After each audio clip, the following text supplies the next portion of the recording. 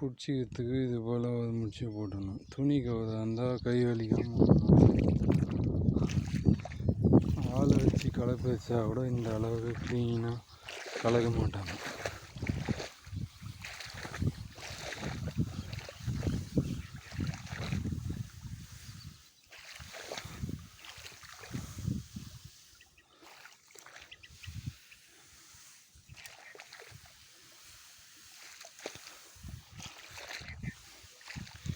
வெயில் டைமில் இஸ்து விட்டால் இப்படி படுத்துன்னு இருக்கிறது மேலே பாசை எதத்தெல்லாம் கூட காஞ்சி போயிடும்.